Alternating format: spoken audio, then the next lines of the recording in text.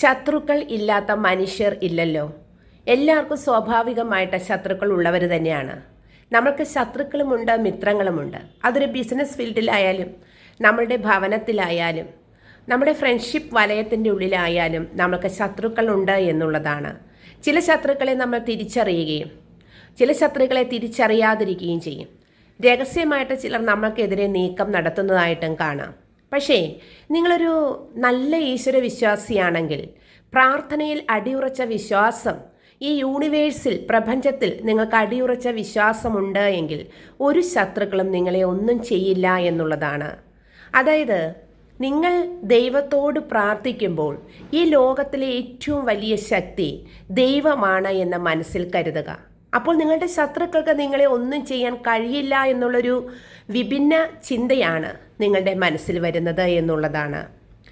നിങ്ങളുടെ ശത്രു പ്രബലനാകാം, ഒരുപക്ഷേ നിങ്ങളിലും കരുത്തുള്ളവനാകാം, സമൂഹത്തിൽ നല്ല കാര്യപ്രാപ്തിയുള്ളവനാകാം. പക്ഷേ ആ ശത്രുക്കളെ പോലും നിങ്ങളുടെ വിശ്വാസം കൊണ്ട്, ദൈവത്തിലുള്ള അടിയുറച്ച വിശ്വാസം കൊണ്ട് മറികടക്കാൻ കഴിയും എന്നുള്ളതാണ്. എപ്പോഴും നമ്മൾ ദൈവത്തിൽ അടിയുറച്ച് വിശ്വസിക്കുക എന്നുള്ളതാണ്. ദൈവം നമ്മളോട് ആഹ്വാനം ചെയ്യുന്നത് നിങ്ങളുടെ ശത്രുക്കളെയെല്ലാം നിങ്ങളുടെ കാൽക്കീഴിൽ ഞാൻ വരുത്തും എന്നുള്ളതാണ്. ഇത് ഈശ്വരവിശ്വാസികൾക്ക് മാത്രം പറഞ്ഞിട്ടുള്ള കാര്യമാണ്.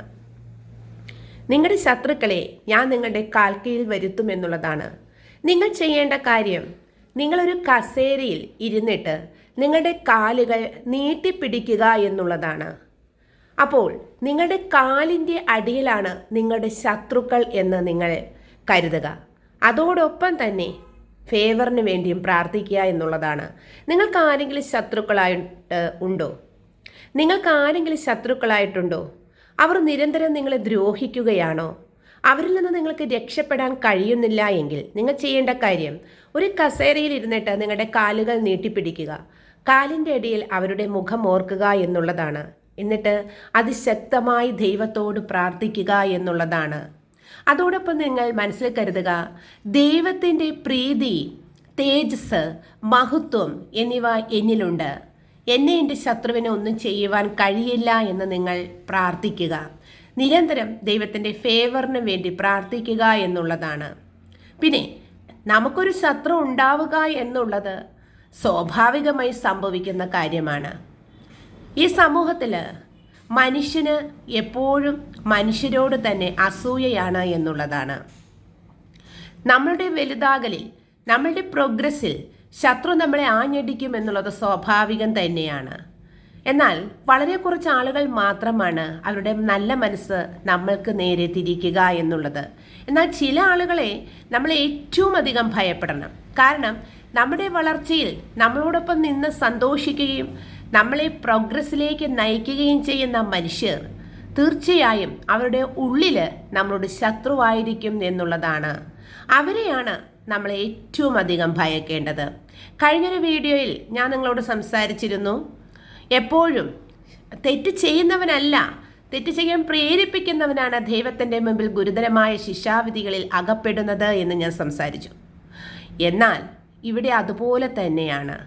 അതായത് മറഞ്ഞിരുന്നു കൊണ്ട് നമ്മൾക്ക് നേരെ ശത്രുത പുലർത്തുകയും സ്നേഹമുണ്ടെന്ന് നമ്മളോട് ഭാവിക്കുകയും നമ്മളുടെ പ്രോഗ്രസ്സിന് വേണ്ടി നമ്മളുടെ ഒപ്പം നിൽക്കുന്നു എന്ന് വരുത്തി തീർക്കുകയും ചെയ്യുന്ന ആളുകളുണ്ട്. അവരെയാണ് നമ്മൾ ഭയക്കേണ്ടത്. ചില ഫ്രണ്ട്സ് നമ്മളോട് ബിസിനസ്സിലായാലും ഏത് കൂട്ടുകെട്ടിലായാലും നമ്മളോട് വളരെയധികം സ്നേഹമുള്ളതായിട്ട് ഭാവിക്കും. പക്ഷേ ആ ബിസിനസ്സിൻ്റെ പ്രോഫിറ്റ് മുഴുവൻ നമ്മളുടെ കൂടെ അവർക്ക് ഷെയർ ഉണ്ടെങ്കിൽ അത് കൈക്കലാക്കാൻ വേണ്ടിയിട്ട് നമ്മൾക്കെതിരെ നമ്മൾ അറിയാതെ പ്രവർത്തിക്കുന്നുണ്ടാകും. ഇത് പലരുടെ അനുഭവമാണ്, പലരും എന്നോട് ഷെയർ ചെയ്തിട്ടുള്ള കാര്യമാണിത്. അപ്പോൾ മനുഷ്യൻ എന്ന് പറയുന്നത് ദൈവത്തിൻ്റെ കയ്യിൽ നിസാരക്കാരനാണ് എന്നുള്ളത് മനുഷ്യന് അറിയില്ല എന്നുള്ളതാണ് സത്യം. ദൈവം എന്ന് പറയുന്നത് പ്രബലനായ ഒരു വ്യക്തിയാണ്. ആ ദൈവം ശത്രുക്കളെ തുരുത്തുമെന്നുള്ളതാണ്.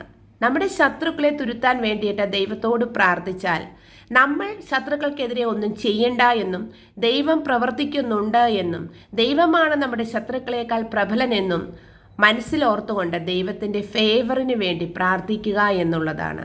നല്ലൊരു ദിവസം ആശംസിക്കുന്നു.